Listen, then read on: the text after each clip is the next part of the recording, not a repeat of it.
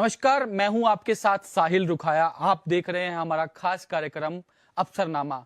अफसरनामा के इस सफर में हम आज आपकी मुलाकात एक ऐसी महिला ऑफिसर से करवाएंगे जिन्होंने संघर्ष और हौसले बुलंद के बलबूते पर एक जगह जो है वो हासिल की। हम बात कर रहे हैं डॉक्टर सुबीता मिश्रा की। डॉक्टर सुबीता मिश्रा हरियाणा सरकार में 1990 बैच की आईएएस अधिकारी हैं और हाल फिलहाल हरियाणा की होम सेक्रेटरी है। इससे पहले भी सुबीता मिश्रा हरियाणा में तमाम पदों पर जिम्मेदारी जो है वो संभाल चुकी है। मैम, इंडिया न्यूज पर आपका बहुत बहुत स्वागत है। सबसे पहला सवाल मेरा यही है कि आपके सफर की शुरुआत कैसे हुई?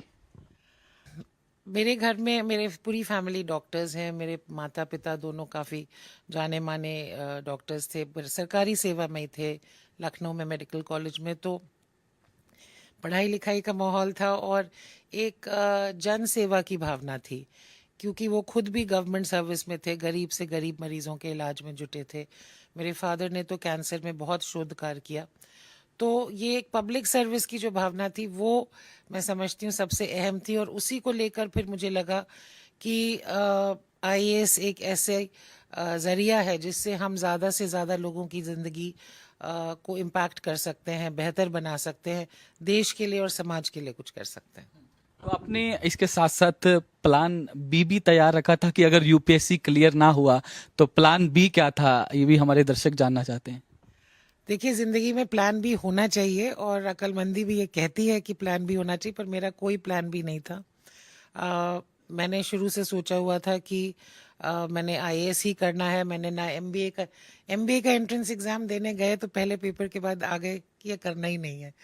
तो सीधे सीधे I did my MA and BA economics में, और फिर यूपीएससी दिया और भगवान की कृपा से हो गया।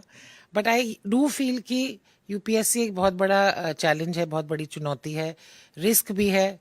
आज के बच्चे प्लान भी लेकर चलते हैं, वो भी अच्छी बात है, बट मेरा कोई प्लान भी नहीं था। It was a high risk game. किस तरीके का मैम स्ट्रगल, किस तरीके का रहा जब आप इसको लेकर स्टडी वगैरह करते थे?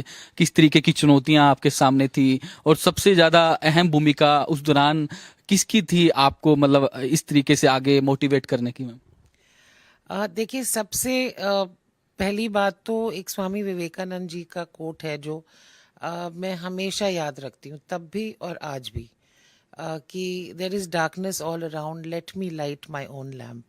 कि अगर चारों तरफ अंधेरा है, आपको कोई कहता है कि सिविल सर्विसेज में तो कुछ नहीं करते हैं, करप्शन है, नेता और अफसर मिलके पता नहीं क्या करते हैं, कुछ भी हो, आप तो अपनी तरफ से सही कोशिश कर सकते हो माहौल को बेहतर बनाने के लिए, एक बदलाव लाने के लिए।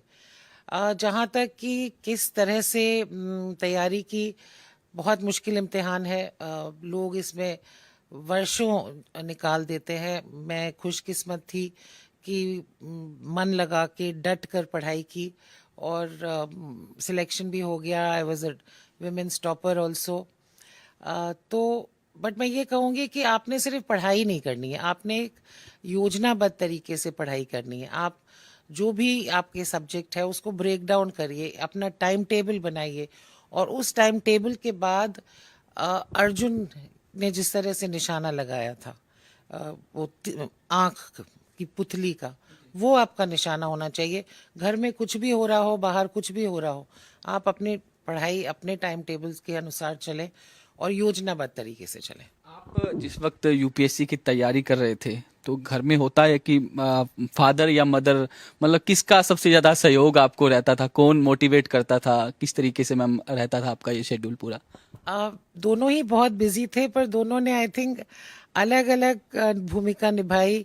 माँ ने माँ की तरह कभी अगर मैं थकी हूँ या थोड़ा परेशान हूँ तो दुलार से, प्यार से, ये खा लो, कुछ बना दें, चेयर अप हो जाएगा। और मेरे फादर ने बहुत ऑप्टिमिस्टिक व्यक्ति थे, और मैं तो हमेशा कहती हूँ कि जो एक तरह से आत्मविश्वास उन्होंने मुझको दिया, वही सारी ज़िंदगी मुझे काम आया है। So this Teflon coated confidence, so that he give. So एक तरह से जो मातृत्व और पुरुषार्थ दोनों वाली जो एक सपोर्ट है और प्रेम है मुझे मिला। मैम, कई सारे दर्शक हमारे ये भी जानना चाहते हैं कि आप कहाँ से हैं, क्योंकि इतनी अच्छी हिंदी आप लिखते हैं, और आपकी फैमिली में कौन कौन है ये भी आप अगर हमें बताएं तो मैम। मैं लखनऊ से हूँ और आज भी मैं समझती हूँ काफ़ी हद तक दिल से लखनवी हूँ। और मेरे माता पिता दोनों डॉक्टर थे, मेरे भाई और भाभी भी डॉक्टर हैं। मेरे हस्बैंड बिजनेस और फार्मिंग करते हैं, मूलतः खेती करते हैं और तराई में। और दो बेटियां हैं, दोनों अब बड़ी हो गई हैं, दोनों स्वावलंबी हैं। तो बस यही छोटा सा परिवार है। मैम, दिनचर्या आपकी कैसी रहती हैं, किस तरीके से आप पूरा दिन, क्योंकि एक महिला के लिए काफी चैलेंज हो जाते हैं, इतनी बड़ी जिम्मेदारी, घर भी देखना है, परिवार भी देखना है, तो किस तरीके से मैम इसको टैकल करते हैं आप अगर देखेंगे ना तो हमारे परंपरा में देवी को कई हाथों के साथ दिखाया जाता है। तो वैसे ही मुझे लगता है कि जो भी कामकाजी महिला हैं उनके भी कई हाथ होते हैं। और उन कई हाथों में एक तो मल्टीटास्किंग आपको बहुत ज़्यादा करनी पड़ती है, और दूसरा टाइम मैनेजमेंट, क्योंकि आपके पास समय कम है और जिम्मेदारियां ज़्यादा हैं, बहुत ज़्यादा है।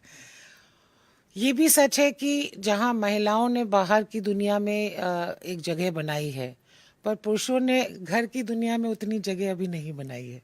शायद वो करने की ज़रूरत है अब, जैसे कि एक सही भागीदारी हो।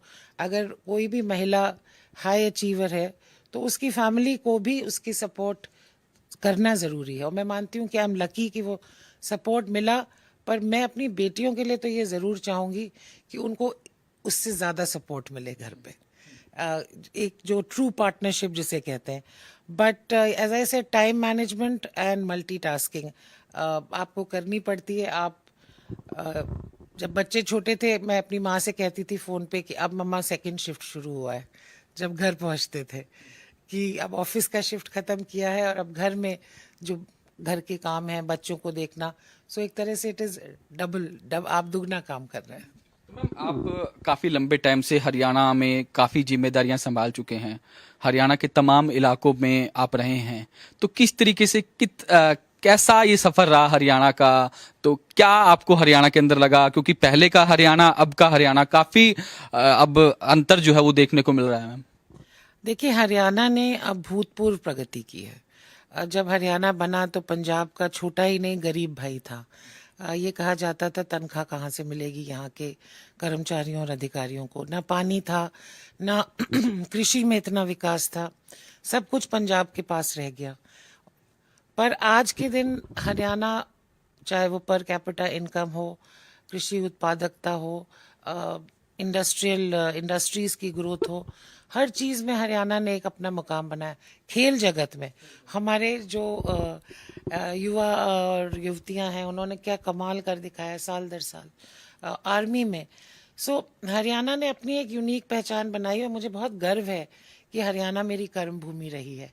और इसकी जो एक तरह से जो ग्रोथ स्टोरी है उसका हम भी हिस्सा बन पाए, क्योंकि अब हरियाणा में मुझे 35 साल हो गए हैं।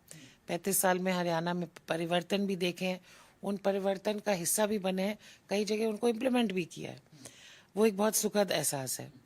और महिला होने के नाते मैं ये कहूँगी कि सबसे सुखद एहसास है कि जो नारी का सशक्तिकरण हुआ है, जो महिलाओं की सामाजिक स्थिति में जो एक सुधार हुआ है, वो उससे मुझे बहुत खुशी है।